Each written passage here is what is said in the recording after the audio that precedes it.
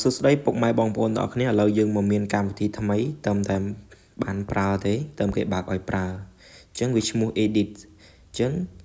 យើងទៅចូលក្នុង App Store ដើម្បីតម្លើងកម្មវិធី edit ចូល App Store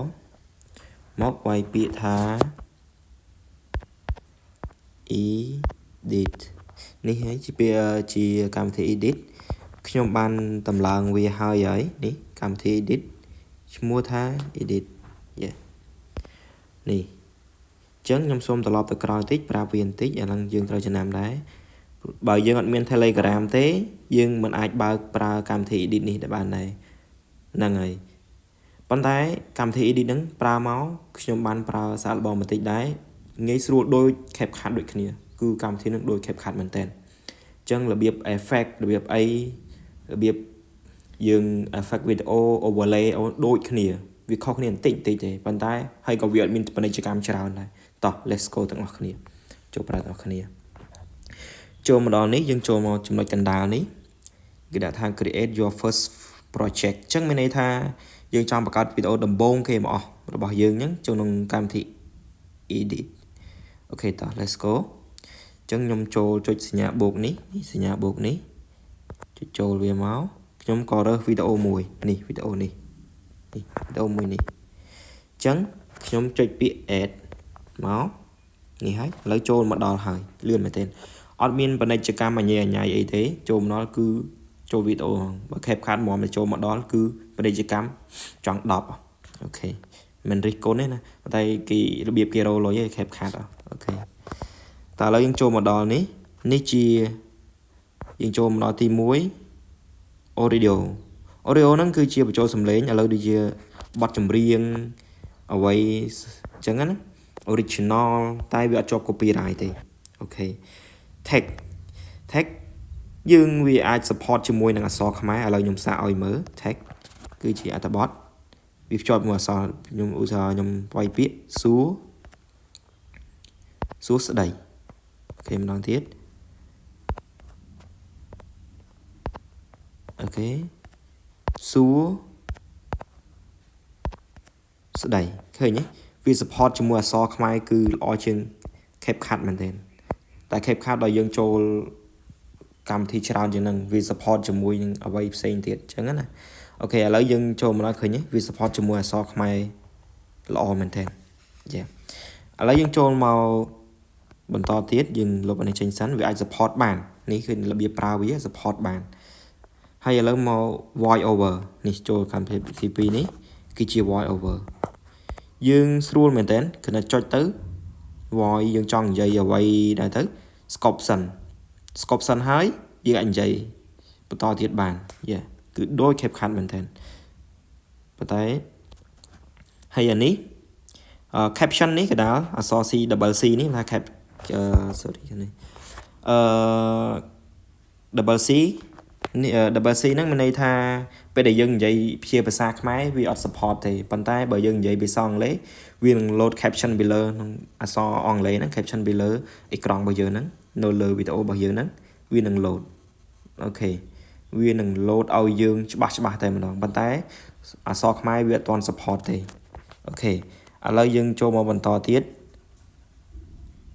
បន្តមកដល់ overlay ហ្នឹងយើងចង់ដាក់រូបភាពមួយឥឡូវខ្ញុំចង់យកនេះយករូបនេះយកមកបាំងអូខេយករូបណាអូខេយករូបខ្ញុំនេះវាដើរបន្តទៀតឡើយហើយវាដើរមកឡើយហើយអូខេអញ្ចឹងនេះអញ្ចឹងយើងចង់ព្រមវាអីបាំងឥឡូវថាចង់បាំងអ្វីមួយដាក់រូប YouTube រូបអីអញ្ចឹងទៅបានដូចគ្នា overlay អញ្ចឹងណាសម្រាប់បងប្អូនអាចប្រើទៅទៀតទៅអូខេឥឡូវយើងចូលមកដល់ sound FX នេះ sound FX ហ្នឹងគឺជា sound effect មួយដែលស្រួលប្រើមែនតើគឺមានពាក្យច្រើនវាមាន track session វាមាន action វាមាន comedy វាមាន reaction វាមាន background វាមាន all earth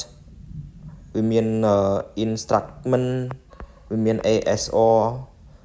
ASMR អូខេឥឡូវយើងសាកតេស្តមួយមើលឃើញទេល្អមែនតើយេ ចឹងថយមកវិញមកខ្ញុំអត់ប្រើវាទេថយមកវិញឥឡូវយើងចូលមកដល់ cut out ចឹង cut out ហ្នឹងមានន័យថាយើងចង់កាត់ background មួយឥឡូវយើងខ្ញុំចូលមករូបមួយណារូបមួយនេះរូបខ្ញុំសូរូបមួយសិន back cut out ចឹងខ្ញុំ select row picture អូខេ select row picture មួយជប់សិនខ្ញុំនេះ video shot អូខេចឹងខ្ញុំរករូប video មួយយកមកប្រើតែខ្ញុំអត់រក video ណាបានទេមើលជប់ select row video ទៀត my favorite អូខេ video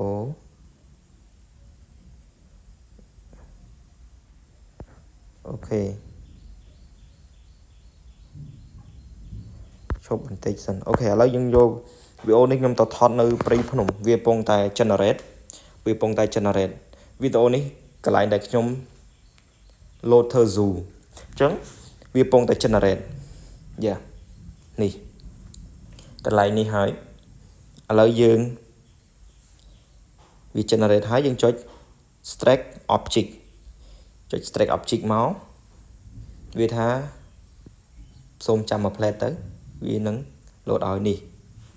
នេះហើយជាកន្លែងដែលខ្ញុំ load នេះអូខេកន្លែងដែលខ្ញុំ load នេះអញ្ចឹងឥឡូវខ្ញុំចង់យករូបតែខ្ញុំទេអត់ចង់យក background ទេចង់យករូបខ្ញុំមកដាក់នៅខាងលើនេះអូខេឥឡូវឃើញហើយទីទៀតឃើញរូបខ្ញុំនៅខាងលើហ្នឹងឡើយហើយអូខេវាអត់ទាន់ load អូខេវាអត់ទាន់ load មកទេយ៉ាចុះយើង play វាបន្តិចមកស្នៃអ្នកទាំងអស់នេះយើង play វាបន្តិចមកឃើញទេនេះឃើញរូបខ្ញុំទេឃើញរូបខ្ញុំមកទេអូខេឥឡូវខ្ញុំលុបរូបខ្ញុំចេញសិនអូខេឥឡូវយើងបន្តមកទៀតយើងមកដល់អីមិញហ្នឹងយើងមកដល់ sound fx នេះហើយនឹង out cut out ហើយយើងមកដល់ចូល sticker វិញម្ដង sticker វាមានច្រើនយើងអាច research បានមើលទេនេះ sticker នេះយើងអាច research បានមកច្រើនឧទាហរណ៍ខ្ញុំ search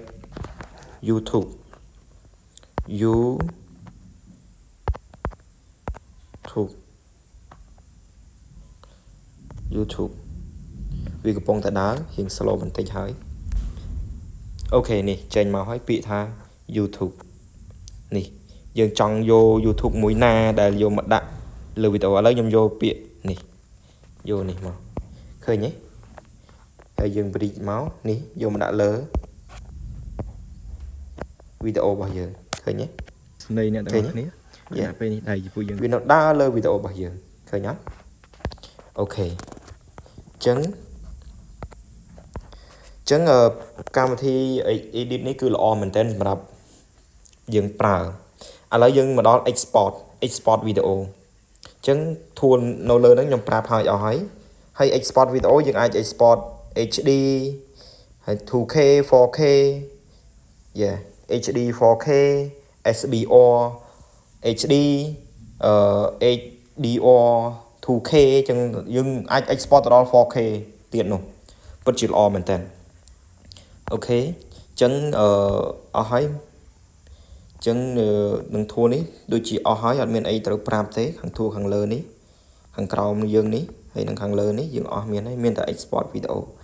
តែឥឡូវខ្ញុំ export video នឹងមួយ export video គឺលឿនមែនតើហើយអត់ពាណិជ្ជកម្មទេអូខេវីដេអូនេះខ្ញុំអត់បានជួយធ្វើ effect ច្រើនទេគ្រាន់តែខ្ញុំប្រាប់ពីកន្លែងប្រើហើយយើងអាចកែច្នៃយើងអាច creative បន្តខ្លួនឯងទៅល្អមែនតើអានេះគ្រាន់តែខ្ញុំ generate វីដេអូមកតើវាលឿនអត់លឿនមែនតើអូខេនេះដានបាទរួចរាល់អូខេ